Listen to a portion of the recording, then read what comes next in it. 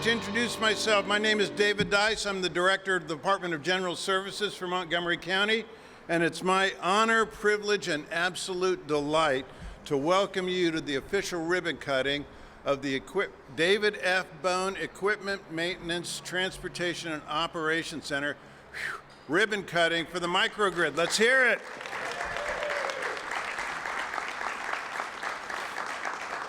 You are going to hear a lot this morning about just how important it is. Everyone wants to recognize who has contributed, what it's done, and what this signifies. I'm not sure everyone completely appreciates just how important and how innovative and how leading edge this facility is, and I will leave that to our VIPs and dignitaries to speak about that. But it's my honor and privilege to introduce to you some of our guests that are here today. First of all, we have a young lady who left employment with Montgomery County seeking employment elsewhere. She got a gig in Annapolis. I think it's, what's the title? Lieutenant Governor, that's what it is. Aruna Miller, our state Lieutenant Governor, is with us. County Executive Marc Elrich. Marilyn Balcom, County Vice President and District 2 Council Member. Chris Conklin, DOT Director. Troy Patton, General Manager for Alpha Structure. Eric Kaufman, Division Director, Energy Programs, Maryland Energy Administration. Amber Perry, Regional President, Vice President of Governmental Affairs for PEPCO. Jennifer Macedonia is out in the audience. Where is she? Jennifer, our DEP Director, is with us.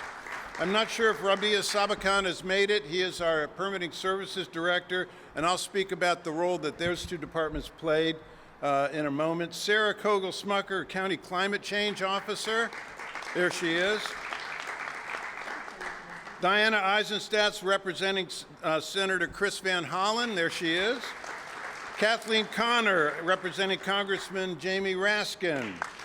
Matt Patterson, representing Congresswoman April McLean Delaney. And I believe out there somewhere is Teresa Warman, delegate, Maryland State Delegate, District 16. And Sydney Katz, council member from District 3, is with us. So before we start with our speakers, it's my duty and privilege to recognize the project team associated that makes something like this possible. So I'm going to just hold off your applause. I'm going to mention some names and then ask everybody that I mentioned to stand up and be recognized.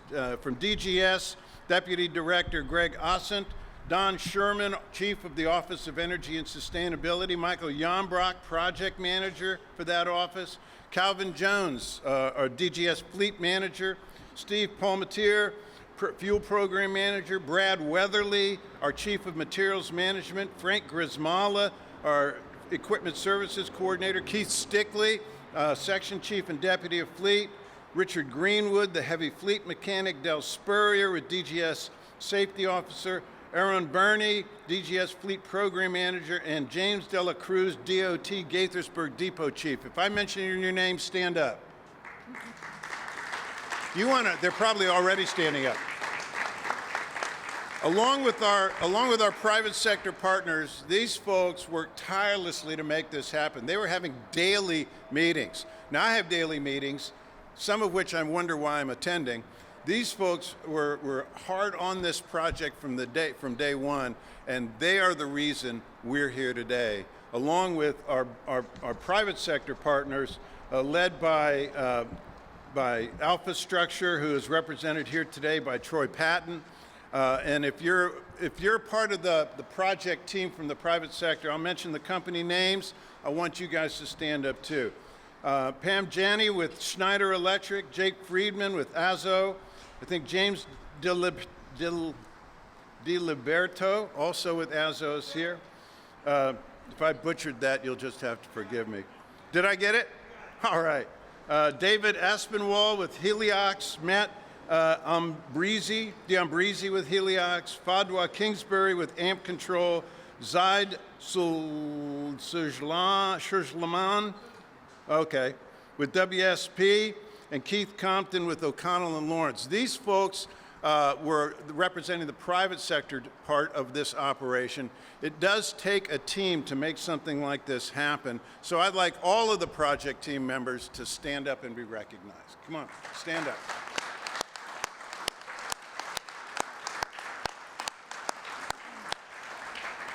The folks from Alpha Structure led this team, and they've just been a great partner, and we're very appreciative.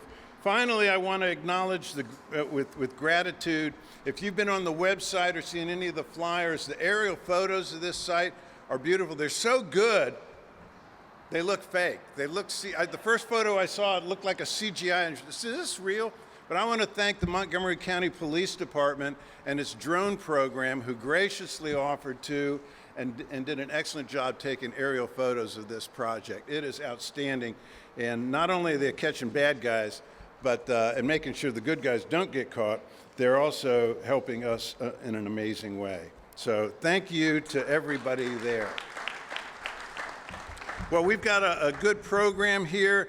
Again, exciting things happening today.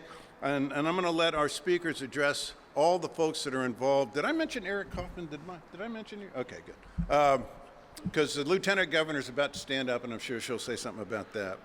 Anyway, we are in a privilege to live and work in a state that is not afraid of trying what everyone else says is impossible to do. And the initiatives that we're taking on in this, as represented by this project and the ribbon cutting today, show just how leading edge we are, and especially here in Montgomery County, under the able leadership of a governor and lieutenant governor that lead the state well. We're here now to recognize Lieutenant Governor Aruna Miller. Lieutenant Governor? Thank you, David. Good morning, Montgomery County. I'll tell you, yesterday I was so excited about going to a Baltimore Orioles game in which my office was hosting it, because yesterday was National Fentanyl Awareness Day. And as you know, it got rained out. But I'll tell you, it is great to be here this morning, because Montgomery County, you are hitting it out of the park with everything that's happening today.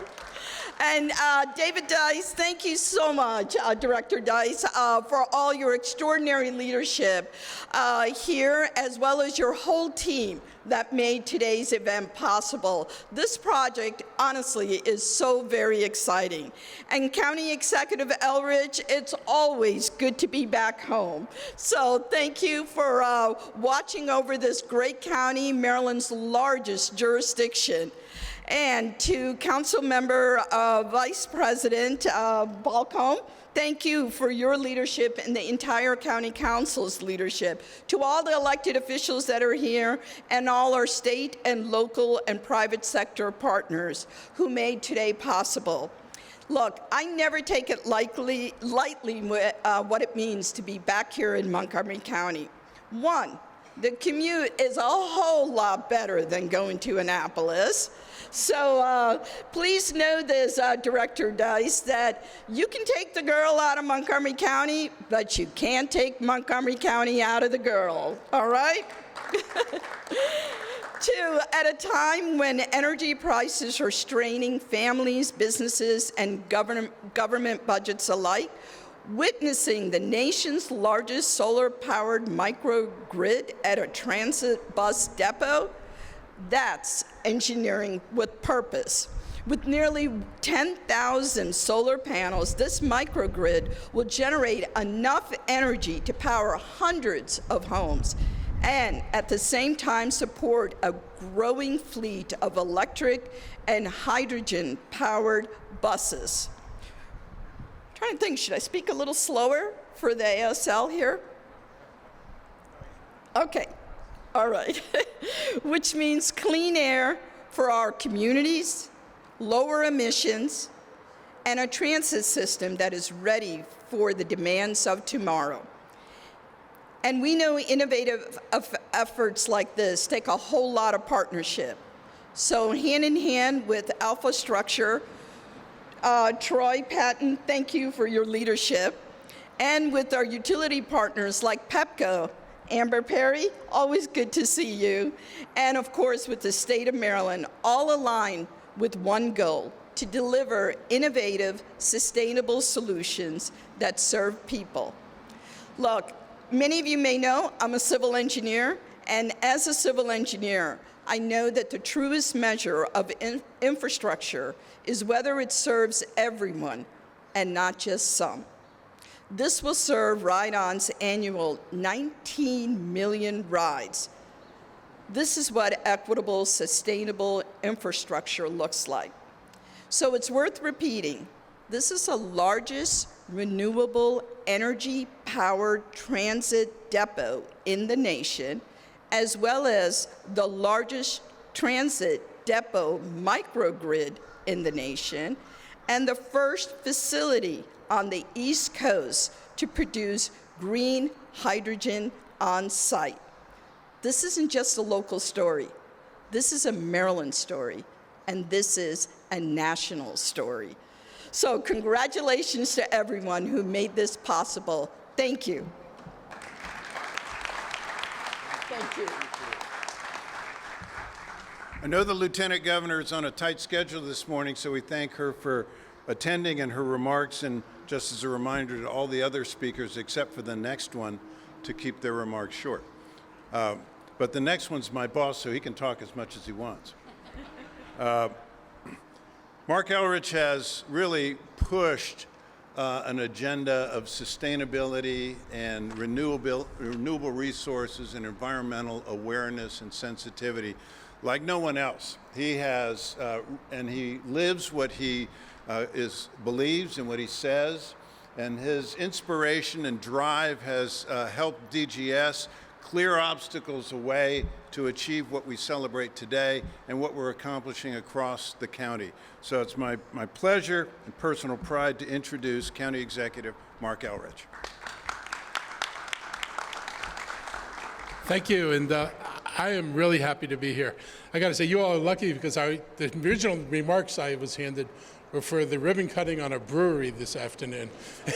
And as I was looking at them for a moment, I thought you would be entertained perhaps, and maybe you'd go there, but it didn't address this. So I'm happy to be here and have the right remarks now. I want to thank Lieutenant Governor Runa Miller for joining us and the state for its partnership on clean energy and infrastructure. I want to acknowledge Council Vice President Marilyn Balcom, Council Members Katz and Stewart, and Piper Townsend, who represents Council Member Lutke.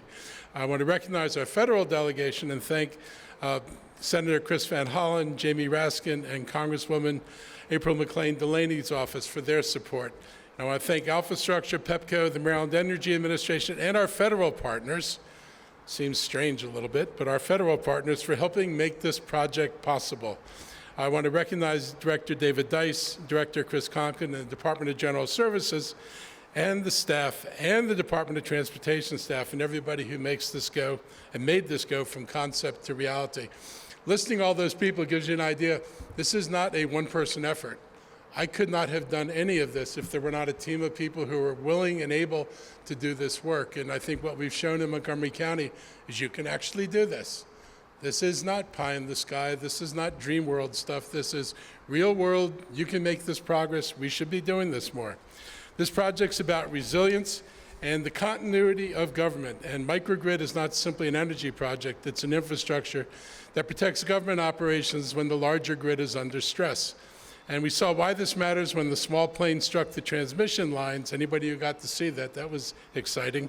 But it also caused widespread outages. And our animal services facility remained operational because it was on a microgrid. I believe that over time you're going to see more microgrids in downtown areas and other areas because it is a way to provide energy security and protection against blackouts. And I think it's something you're going to see a lot more of. Why this matters is it's a practical demonstration of resilience. Government has responsibility to plan for disruption before disruption happens. This project reflects that responsibility, and the MTOC can operate in island remote during outages and keep critical functions moving when residents may need them. The facility is essential to county operations. MTOC's not a peripheral site. It is one of the county's most important operational facilities. 5th largest county-owned energy consumer. Here we are. It's MCDOT's largest fuel consumer, consuming roughly 1.7 million gallons of fuel annually. And this facility supports a major share of the county's ride-on system, which is the second largest bus fleet in the Washington, D.C. area. By 2035, MTOC is projected to accommodate 200 zero-emission buses, battery electric and hydrogen fuel cell buses. Together with Brookville, these two microgrids will power 335 zero-emission buses. This is infrastructure that supports the daily movement of our residents and the broader transportation needs of the county. Ride-on is a core public infrastructure. It connects residents to work, schools, healthcare, and services. Keeping this facility resilient helps keep that system functioning, and reliable transportation operations become even more important during emergencies and major disruptions. Strengthening the energy background of transit strengthens the continuity of services. Regional warnings about possible power shortages in coming years make investments like this even more urgent. When the people who operate the grid tell you to expect blackouts in the next 2 years, you have a problem. This is one of the ways we can address that problem, at least for this issue. Rising demand, electrification, and data center growth are placing new pressures on the grid, and local governments have to prepare for these pressures instead of waiting to respond after the fact. This project helps Montgomery County do that. Climate investment should strengthen infrastructure. There is a tie between these two things. This project cuts emissions, but its value also lies in making public infrastructure stronger. The microgrid combines solar generation, battery storage, charging capacity, and green hydrogen production in one integrated system. It's expected to reduce county emissions by roughly 4,000 metric tons of CO2 annually, about the equivalent of the electricity used in 780 homes. It can also send renewable energy back to the utility grid, supporting another broad system reliability aspect. And this is a long-term public investment. Brookville provided this model and proved it could work. MTOC expands it to a larger scale, and this is not a demonstration project. This is an operational infrastructure, and it's supporting the county's long-term needs. So I'm excited about this. This is going to make a big difference for us, and I'm so glad to see those many people come out to see the launching of a microgrid. Who knew? And hopefully we'll be able to launch more microgrids as we go forward. But it's been a real pleasure working with everybody on this team to make this happen, because it just shows the dedication and purpose that everybody has in the work they do. So thank you, David. See, I told you you could take all the time you wanted. So you may not know this, but as we sit here and talk this morning, the County Council is busy in Rockville deliberating over various operating and capital budget items. So it's significant that we are represented today by Councilmember Katz and Council Vice President Balcom. And I want to say some especially nice things about them, because mine and Chris Conklin's operating budgets are in front of the council next Wednesday. So I'm just going to start saying really nice things and hope that that has some benefit next week. If it doesn't, it's been nice seeing you all. So again, seriously, the County Council has a challenge in weighing priorities, and I think it's significant that they've always found a way to support these initiatives that DGS and DOT and the county executive have championed. What's unique about this project, working with Alpha Structure as our energy as a service partner, we're not paying any capital costs. Nothing that you see here was done by the county writing a capital cost check to anybody. The reduction in capital expenditures was a significant relief on the county's ever aggressive and stuffed capital improvement program. So by doing this and us paying Alpha Structure over a long term through a commodity cost to defray and make it whole for its costs is really a unique approach. It's being done elsewhere, but on the scale that you see here, no. So again, we'll talk about Alpha Structure, but supporting and thanking the council for its financial support and guidance throughout this and other efforts is significant. And I'd like Vice President Balcom to come and talk to us today.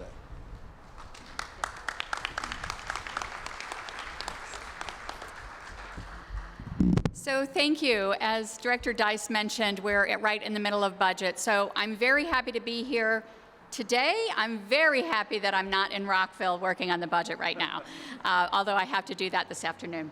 And the last time I was here, it was about 102 degrees with 99% humidity. So these structures are absolutely wonderful. So it's a very exciting. I sit on the Transportation and Environment Committee, and this project really is a nice meld of both transportation and environment. So I want to thank the Montgomery County's Department of General Services, Department of Transportation, Department of Environmental Protection, Office of Environmental Sustainability, and of course our private partners, Alpha Structure. By 2035, the MTOC, the Equipment Maintenance and Transit Operations Center, MTOC, is projected to accommodate 200 zero-emission buses, of which most will be hydrogen-fueled cell electric buses. The County Council has been very certainly pro-environment, but we've really been great supporters of the switch to hydrogen buses. It's a very exciting, and we are fully supportive. In addition to being an example of the best practices for renewable energy, this project also serves as a model for successful public-private partnership. As Director Dice mentioned, this project required no capital investment up front, allowing the county to have a predictable energy source and long-term cost certainty. Residents of Montgomery County can take pride in knowing that this installation will be the first transit bus depot in the U.S. East Coast to feature green hydrogen production and will be the largest self-sustaining bus depot in the nation, reducing the county's impact on the environment. So the county has set goals to eliminate greenhouse gas emissions by 2035, and bringing this project online brings us one huge step closer to reaching that goal. So on behalf of the entire County Council, my colleague Sydney Katz is here today. On behalf of the entire County Council, I want to say thank you. Thank you all for thinking of this project, building this project, and really it's such an honor to be here, and congratulations to all of you. Thank you.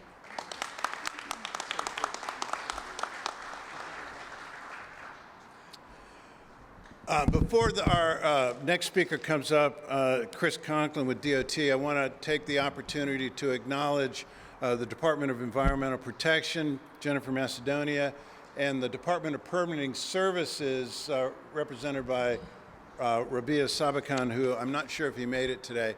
When we build a facility like this is a relatively tight site when you think of all the things that are happening here, including some environmental underground chambers for handling runoff and stormwater, and working with our Environmental Protection Department and Permitting Services Department. I got to tell you, DGS is doing some crazy stuff, and we're always taking things to permitting or environmental protection saying, what about this? And it has been a delight to work as a team to get the input and collaboration from these folks. And it really is, people are unaware of all the machinations of county government and the processes. I'm like any other builder. I have to get permits and approvals from government agencies. And Jennifer, your staff was great. Thank you very much. And Robbie and the folks from Permitting Services, my gratitude as well. Couldn't have done it without you. Everything that I do, for the most part, is for the benefit of another county department. We talk in DGS that we exist to make other departments successful. You may not realize it, but this facility is actually jointly operated by both the Department of General Services and the Department of Transportation. On this side, we fix and maintain not only buses, but highway equipment and other apparatus that's used across the county. And on that side is our Transit Operations Division of DOT. So I always enjoy talking about our clients, but especially in the case of Department of Transportation, which is led by a good friend, a trusted and respected associate, and a true professional, Chris Conklin, Department of Transportation Director. Well, good morning, and thank you for joining us today. I'm going to talk a little bit about ride-on a little bit about our history, a little bit where we're going, and how this project fits into it. You may have noticed the name of this facility, the David Bone Operations Center. David was really the architect of the ride-on system. He established the way the system would work, what its purpose was, how it functioned, and when this facility opened, it was named after him. He recently passed away, so we just want to take a moment to recognize the legacy he created when he helped establish the ride-on system.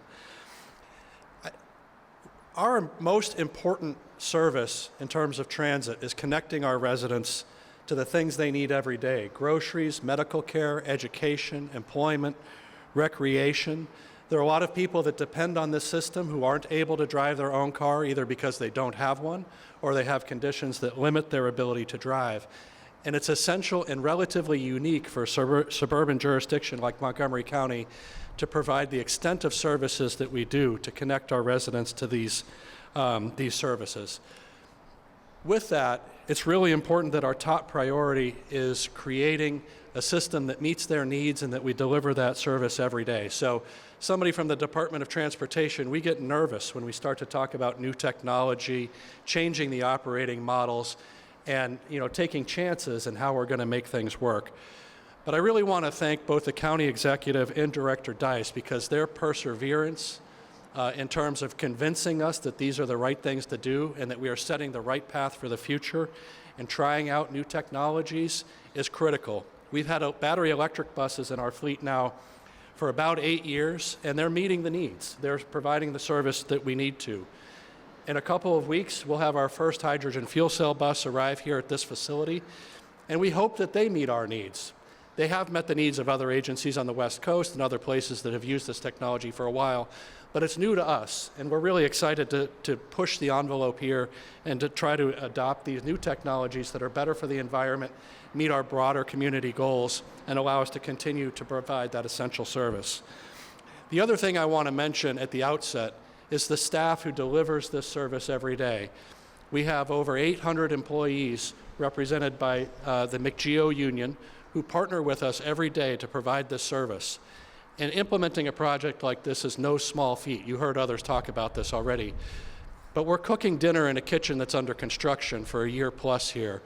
And the perseverance of our leaders in transit operations, working with the facilities and fleet staff to move things around, to avoid construction, to allow all this to happen, and delivering that full complement of services of 200 buses leaving this facility every morning to move our citizens deserves a round of applause. So thank you to all of the staff who are instrumental in allowing this to happen. The other thing to mention is the importance of hydrogen fuel. Battery electric buses are going to meet about half our needs as a county, but half our routes are too long to be effectively served by battery electric with its current capabilities. Hydrogen allows us to serve those 200-plus mile routes effectively with minimum downtime for refueling and in an environmentally responsible way, and we're looking forward to seeing how that works. They're also a critical part of our plans to improve transit in this county. As this place continues to grow and our roadways demonstrate their constraints more and more in the inability to move everybody in their private car, having better, more effective, and more reliable transit is a key component of our ability to grow and sustain the needs of this county. We're working hard to implement bus rapid transit throughout the county. The first project is in service on US 29. We are about to begin a real construction of the second one this year. I want to give a shout out to our colleagues here from PEPCO, where we are in the midst of utility relocation on Veers Mill Road now. They've completed the first phases and expect to have all of the utilities relocated so that we can reconstruct by the end of this year. And we're really proud of the partnership we've built with the team from PEPCO, both in energy projects like the one you see here today and in the work out in the field, allowing us to improve the infrastructure. And I really do appreciate that partnership and their ability to support us. This is really an important day. The facility you see here is the power source for our hydrogen generation.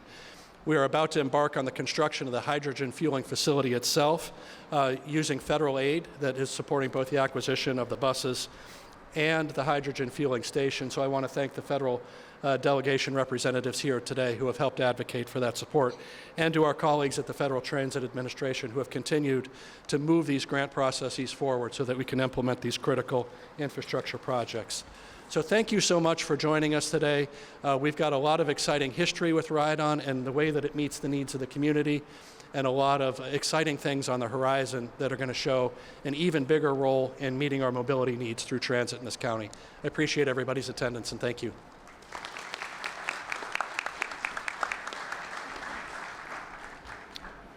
We've heard much discussion about our partnership and the strategic partnership that we've had. I've tried to recognize all of the various participants that made up a dynamic and ultimately very successful team.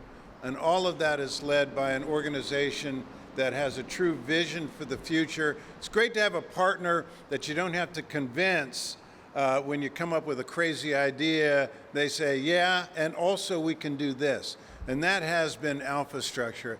And it's been a joy for us as the county government to work with a partner and their partners to help us achieve what truly is an outstanding outcome. So I'd like Troy Patton, General Manager with Alpha Structure, to come and speak to us. Troy, thank you.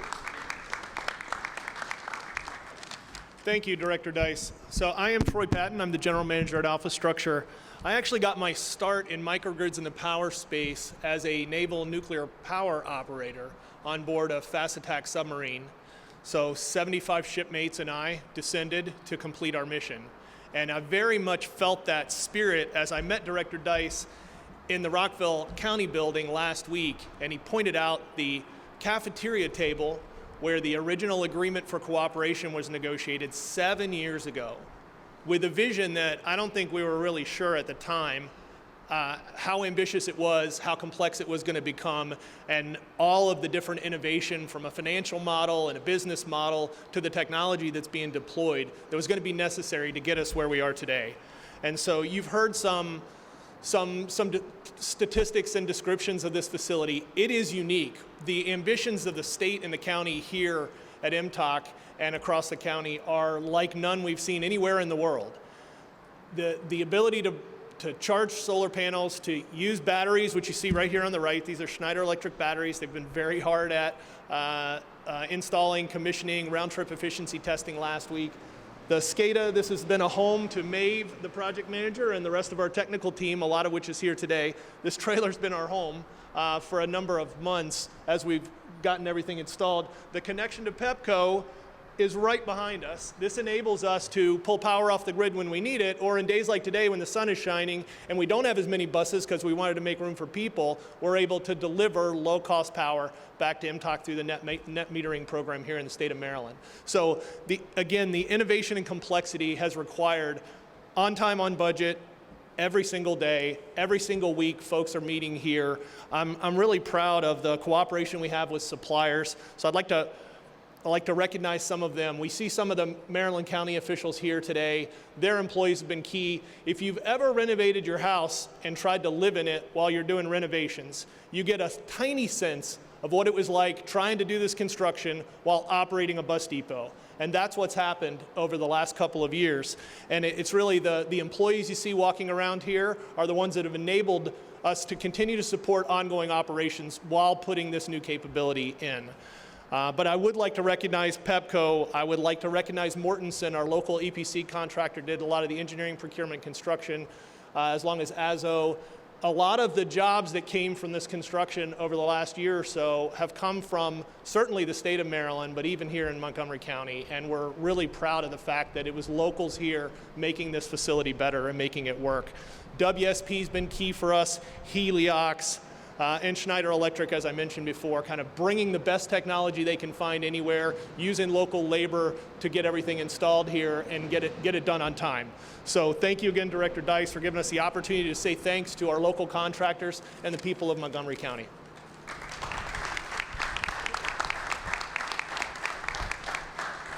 Now, I know secretly, all you sitting out there in the cheap seats one day really want to sit up here on the podium, don't you? Come on, you can admit it. Well, it's really easy to do. You just write a check for $1.5 million to Montgomery County, and you too can sit in that chair. Eric Kaufman is a good friend to DGS, used to work in DGS.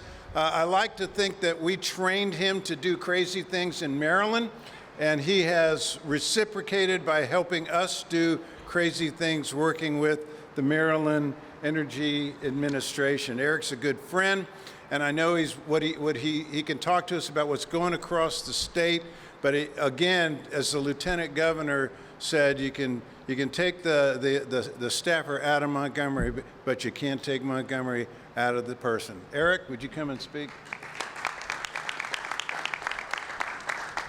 Thank you, Director Dice, and I keep coming back. Hey, couldn't be a nicer day for this event, right? Think about all the energy that is could be generated right now in this sunny, sunny day. But it is my pleasure to join Montgomery County here today to celebrate the completion of the David H. Bone Equipment Maintenance Transit Operations Center Microgrid.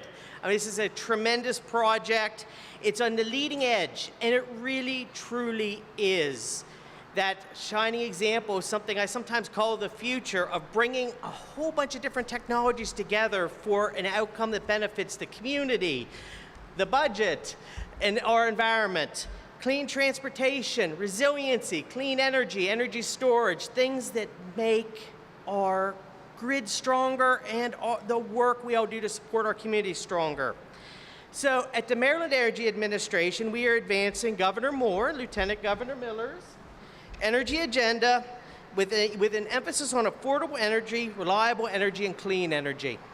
The Maryland Energy Administration administers the Strategic Energy Investment Fund, a statewide strategic resource, it's in the name, to help drive down costs through clean energy, energy efficiency, and help projects like this, as well as low to moderate income Marylanders and all sorts of projects across the state.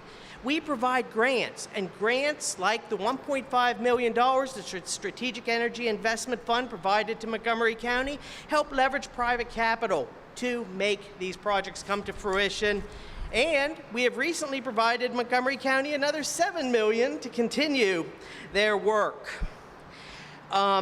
So we look forward to working with the county in the future, being your partner in change, and appreciate the opportunity to share this moment and celebrate this great facility and fantastic day with you.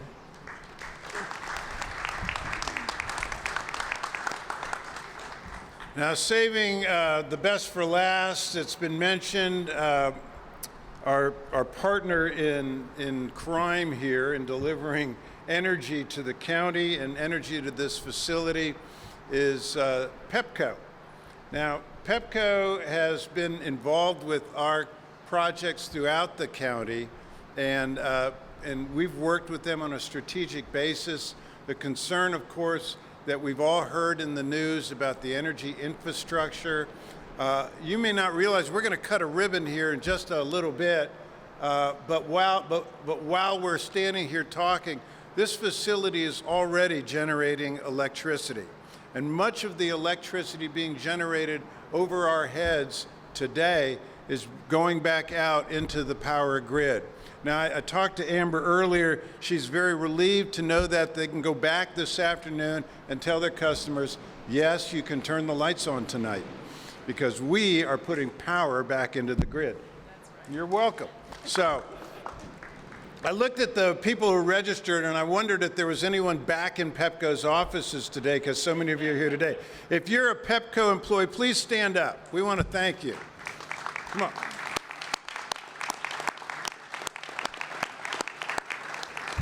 Honestly, the details that go into coming in with a connection agreement with Pepco, going back and forth, very, very challenging. There's a lot of different offices and people involved on both sides.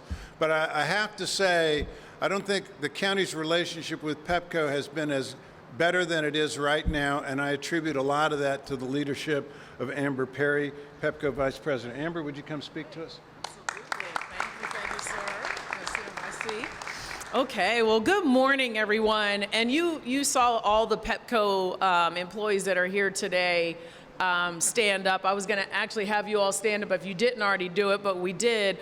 I will say our team is phenomenal. We really do work around the clock for our customers. We're always engaged in our communities. I'm a Montgomery County resident, and so this is just exciting to be here this morning. You know, I think it feels good to be here. I've been here a couple times, but to finally say this project is done.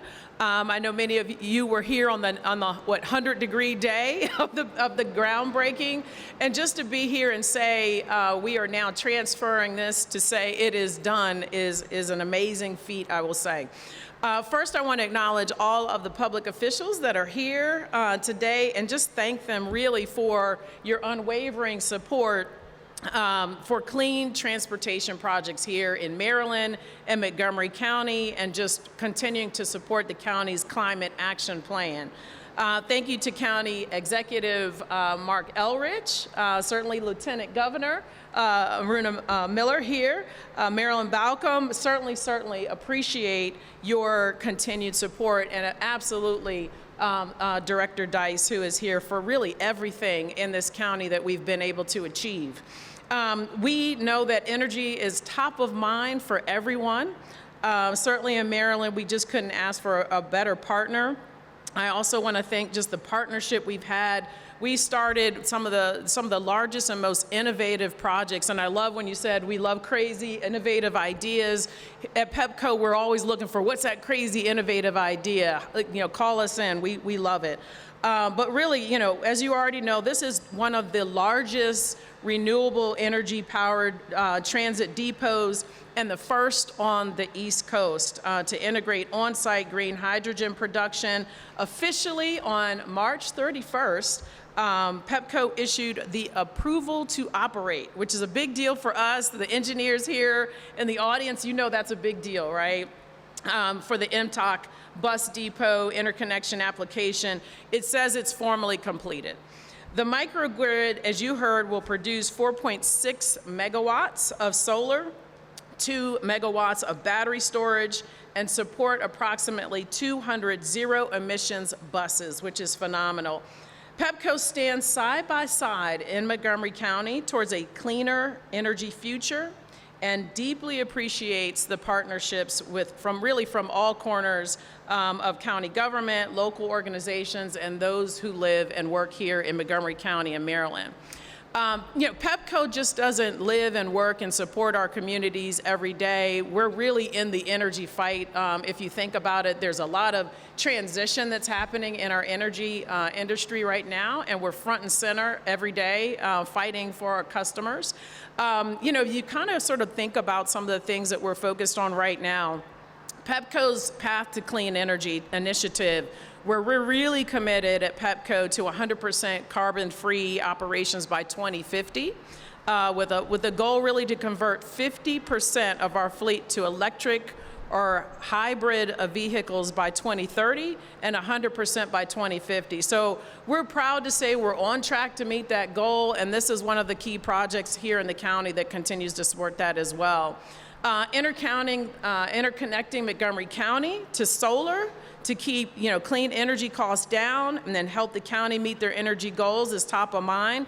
As of April 2026, Pepco completed over 17,000 solar interconnections, which is a huge feat. I mean, I look at the electricity today and the power generation today. These solar panels are smiling on a sunny day like this, and we're very happy to support.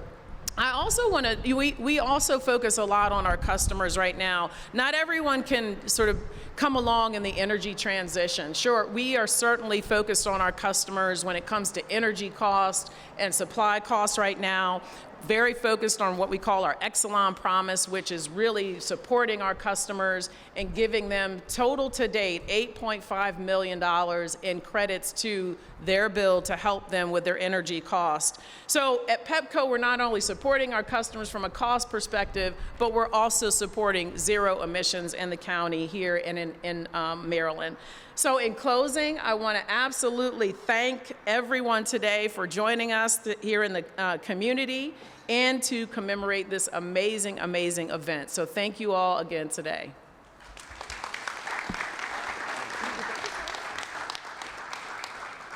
All right, so we're about to cut a ribbon, and but after we do that, We have a couple of things going on. We've got a charging demo that you're welcome to participate in.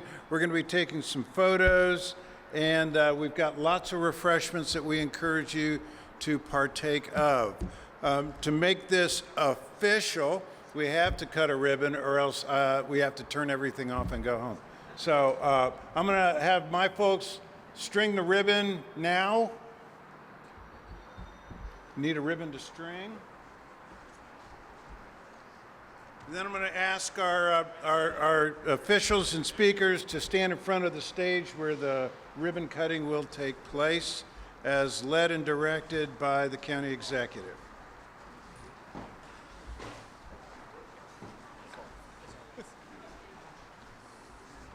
Let's make sure the photos can capture the wonderful ribbon. All right.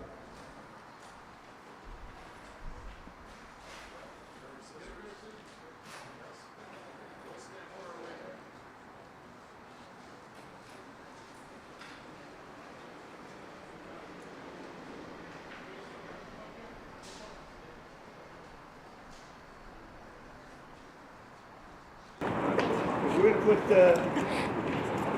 just a little bit on both sides and put the scissors up to the ribbon, but do not cut the ribbon. Just put the scissors up to the ribbon and look at the cameras. That's okay. Do not cut. And everybody go ahead and take your photos. Let's look over here to the sides of these people over there. Get your photos.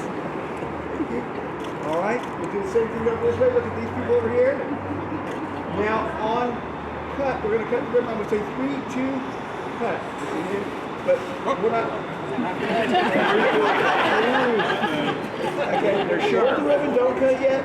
Put the scissors and down. The thing that's really, don't play with scissors. Don't run with them. Do not look down when you're doing that, because otherwise you get these beautiful photographs at the top of your heads. So, are we ready? 3, 2, cut. Thank you very much.